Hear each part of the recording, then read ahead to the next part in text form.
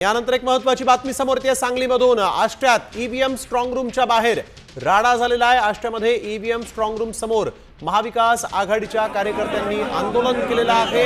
मतदानाच्या टक्केवारीवरून राष्ट्रवादी शरद पवार पक्षाचे कार्यकर्ते इथं आक्रमक झाले। आष्ट्यातील स्ट्रॉंग रूम समोर महाविकास आघाडीच्या कार्यकर्त्यांनी ठिय्या दिला। आष्ट्रा नगर परिषदेत मतदानाचा टक्का वाढवल्याचा राष्ट्रवादी शरद पवार गट प्रणित शहर विकास आघाडीचा आरोप आहे। स्ट्रॉंग रूमच्या समोर कार्यकर्त्यांचा जोरदार गोंधळ पाहायला मिळालेला आहे। हजारो कार्यकर्त्यांनी स्ट्रॉंग रूम समोर ठिय्या दिलेला आहे। तर स्ट्रॉंग रूमच्या ठिकाणी सुरक्षा यंत्रणा नसल्याचा देखील आता आरोप होऊ लागलेला आहे।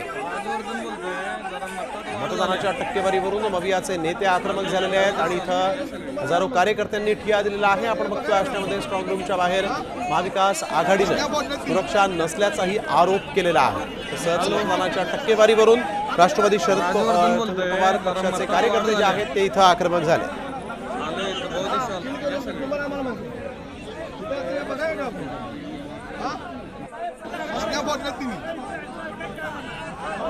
हॅलो, राजवर्धन बोलतोय। जरा मतात वाढ झाल्या।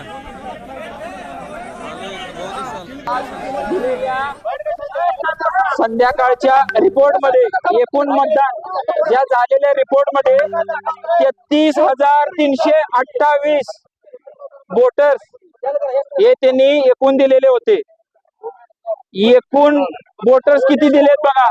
त्यामध्ये वार्ड क्रमांक 3 चे एकूण 1311 एकूण मतदार आहेत। तर एकूण मतदार दिले त्यांनी 4077 आणि त्यामध्ये एकूण मतदान झाले सांगितले 3109। 2 नंबरचा भाग आहे की 9 नंबरच्या वार्डामध्ये एकूण 701 मतदान झाले असे दाखवले। तर झाले 708 म्हणजे आमचे प्रतिनिधी विजय पाटील यावेळेस आपल्या बरोबर फोन लाईन वरून जोडले गेलेले आहेत। विजय, नेमकं काय या ठिकाणी घडलंय आणि आता पोलिसांना इथं अतिरिक्त कुमक जी आहे ती बोलवावी लागणार आहे का? आणि सध्या परिस्थिती कशा पद्धतीनं इथं प्रशासन या नियंत्रणात आहे का? प्रशासनानं कशा पद्धतीनं इथं आता उपाययोजना केलेल्या आहेत काय या संदर्भातली अधिकची माहिती? नक्कीच आष्ट्रा नगर परिषदेमध्ये काल मतदान या ठिकाणी झालं होतं आणि यावेळी आज या ठिकाणी मतदान वाढल्याचा आरोप या ठिकाणी शरद पक्ष पवारांकडून करण्यात आलेला आहे। त्याचबरोबर त्या ठिकाणी स्ट्रॉंग रूम आहे त्या ठिकाणी मशिनरी ठेवण्यात आलेल्या आहेत। त्या ठिकाणी सीसीटीव्ही नाहीये, त्याचबरोबर सुरक्षा व्यवस्था नाहीये असा आरोप देखील या ठिकाणी करण्यात आलेला आहे। त्यामुळे राष्ट्रवादी शरदचंद्र पक्षाचे सर्व कार्यकर्ते या ठिकाणी त्या स्ट्रॉंग रूमच्या बाहेर या ठिकाणी ठिय्या मांडून आंदोलन करत आहेत। त्या ठिकाणी पोलीस कुमक या ठिकाणी मानवता आलेला आहे आणि आता या ठिकाणी आंदोलन सुरूच आहे। बिलकुल विजय, सध्या या ठिकाणी प्रशासन जे आहे ते कशा पद्धतीनं या लोकांची समजूत काढतंय आणि या आंदोलनकर्त्यांनी नेमका काय निर्धार केला आहे? काय आश्वासन त्यांना नेमकं प्रशासनाकडून हवं आहे या संदर्भात काही माहिती? नक्कीच या ठिकाणी प्रशासनाकडून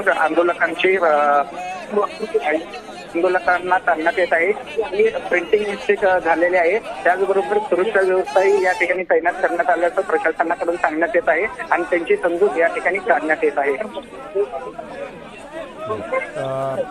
या ठिकाणी सध्या पोलिसांची अतिरिक्त कुमक मागवण्यात आलेली आहे का? कारण इतक्या मोठ्या प्रमाणात जर कधी स्ट्रॉंग रूमच्या बाहेर परिस्थिती चिघळत असेल तर इथं सुरक्षा व्यवस्था असणं गरजेचं होतं। आंदोलनकर्त्यांनी आरोपही केला होता की सुरक्षा व्यवस्था कमी असल्याचा।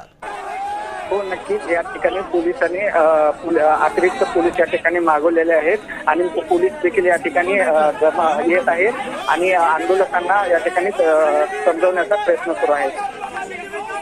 जी, धन्यवाद विजय आपण दिलेल्या सविस्तर माहितीसाठी। तर आपण बघतोय आष्ट्यामध्ये स्ट्रॉंग रूमच्या बाहेर महाविकास आघाडीचे कार्यकर्ते आक्रमक झाले। राजवर्धन बोलतोय। जरा मतात वाढ